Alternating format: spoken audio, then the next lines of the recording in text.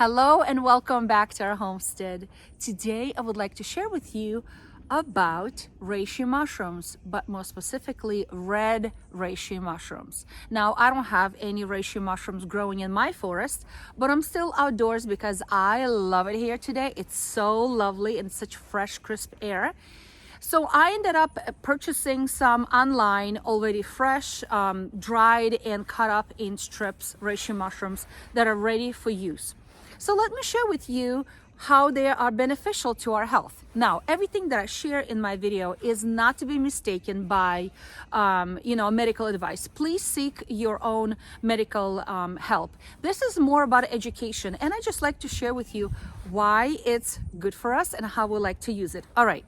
Reishi mushrooms often grow on hemlock, decayed trees, or already logs falling down trees. So they are nothing like what you find on those grocery stores mushrooms. They're not those edible mushrooms like you think. You can't just cut them up and saute and enjoy them on your plate. No. They actually be a little bit more bitter. They have almost like that bitter chocolate taste to them, actually very earthy taste to them. But if you like to sweeten them up with a little honey, they're delicious. All right, so reishi mushrooms, what are they so good for? Well, they are really good for our immune system.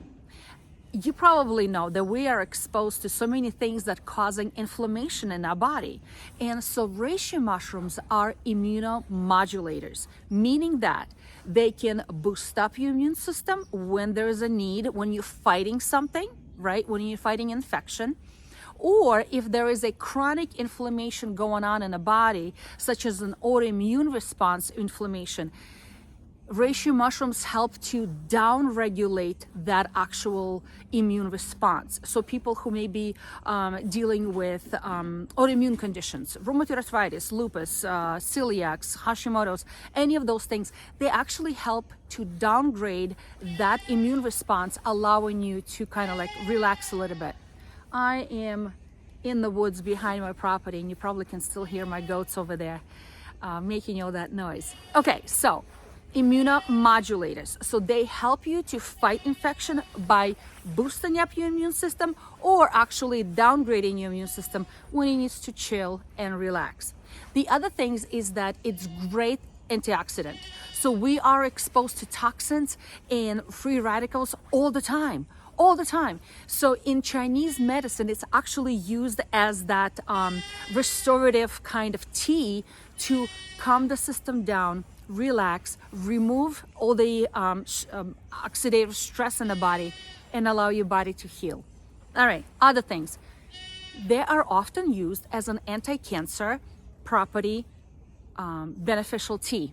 All right, so I'm not going to get too much into it because I don't want to get canceled, but reishi mushrooms are often used for that benefit.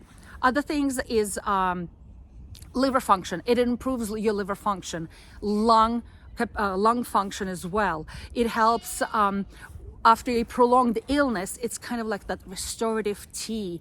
In Chinese medicine, it's often used for people who've been after dealing an infection or surgery or something to restore their health. You restore that balance again. So again, restorative, antioxidant, immune supportive and regulation, lung, liver, what else?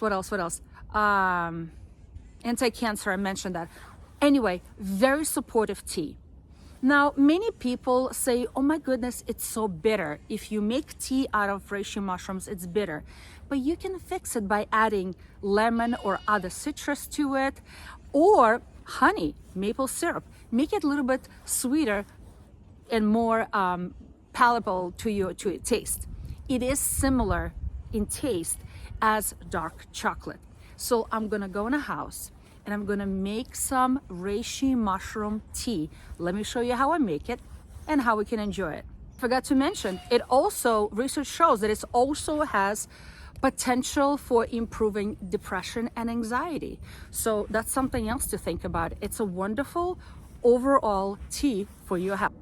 Once these mushrooms are collected fresh, they should be processed pretty quickly in the next 24 hours or so, because once they become dry, and they dry up quickly, it is almost impossible to cut them up, and they are required to be cut up in a small chunks so more surface area is exposed for more medicinal properties to be released into the liquid, whether it is for a tincture or for tea. So once you have found it, and I do recommend using books to identify them, join classes to identify mushrooms, because you don't want to make a mistake. So this video is not about identifying mushrooms at all. I purchased mine online, and I will put a link where I got them from so you guys can purchase as well.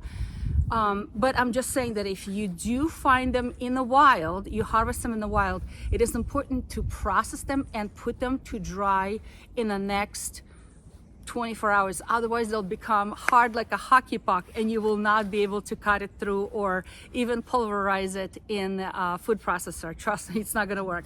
So yeah, once you collect them, bring them home, give them a nice little clean, and chop them up. It's getting really cold outside, so let's make some red reishi tea. I will show you all the steps. Super simple, but just a couple of few things to keep in mind when we're making this tea to make it as beneficial as possible. So let me show you. So here is the mushrooms that I was telling you about, red reishi mushroom. They already came dried and sliced, which is perfect. So they are ready to be used. And today I'm going to be making tea. So let me show you how I'm going to be making this tea. So first of all, you need some sort of a vessel. And this vessel is basically an old teapot that has a cover.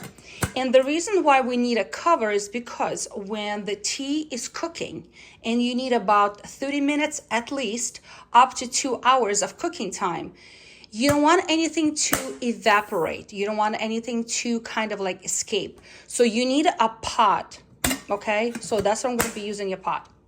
Then I'm going to be sweetening it with a little bit with honey. And we have our homegrown honey, and to flavor, because it's a little bitter, I'm going to be using a little bit of fresh lemon, and we have clean filtered water. So let's start making this tea. These mushrooms are super dry, and this is what they look like. See, beautiful slices of mushrooms. And if I go and press on one, they should break and snap just like this. So that's exactly what I'm going to do. I'm going to take a couple of pieces, and I'm going to literally snap them to expose more surface area. All right. I'm not going to take too much, probably about like this on my hand. I'm not measuring because this is a home remedy. So I'm not really measuring anything. Okay. And I'm going to put them in the vessel. And like I said, you guys can use a pot, but make sure you're using a cover. And to this, I'm going to add 2 cups of water. Okay, put a cover on, and I'm gonna put it on a stove, and I'm gonna start cooking it for at least a half an hour up to 2 hours. As soon as it comes to a boil, I'm gonna turn down the heat and cooking it slowly, more like simmering if possible. The longer it cooks, or the longer it sits and seeps in there, it becomes a strong concoction, and it's going to be much darker the longer it sits. But if you only cooked it for like 25, 30 minutes, 40 minutes, it's going to be much lighter. So let's take a look. I cooked it for about 40 minutes, and it's very light amber color, very pretty color, and it has a nice earthy aroma. To that, I'm going to add a little bit of lemon, because why not when we're dealing with a whole bunch of illnesses, especially in the winter months. Little vitamin C doesn't hurt anybody. And of course, I'm going to flavor this, and for not just for the flavor, but also for the medicinal purposes, good home-grown organic honey, unpasteurized honey. I think it's a very pretty looking tea. And like I said, the longer it cooks, the longer it sits there and percolates in your pot. But make sure it's covered, because if it's uncovered, it's a lot of medicinal properties are escaping. We don't want that. So also, if it boiled and simmered for some time, all right, and you just let it sit there for longer to cool off a little bit more, it keeps steeping and becoming stronger and stronger. So I know you guys are gonna ask me, how much should I put of dried and how much of water? Well, there's so much information out there, and many of my herbal books do say different things. As you saw me, I didn't really measure, I sort of guesstimated, but usually 1 cup, which is about 8 ounces of water, should be with about a half an ounce of dried mushroom. Let's give it a taste. It's very pleasant. It's a little bitter. I'm not gonna say, oh my gosh, it's like so delicious, but it has a very pleasant aroma. And of course, I already smell some of the lemon. Oh, it goes down very nice and smooth. It's delicious. All right, so friends, cold season, immune season is upon us. So I suggest making sure that you have some reishi mushrooms on hand and make some tea decoction, okay, nice and strong, and feed your body, feed your immune system with nice medicinal tea. Again, don't listen to me, do your own research. Actually go and find research articles that do talk about the benefits of reishi mushrooms, and yeah, keep up good health. So friends, be encouraged and try something new.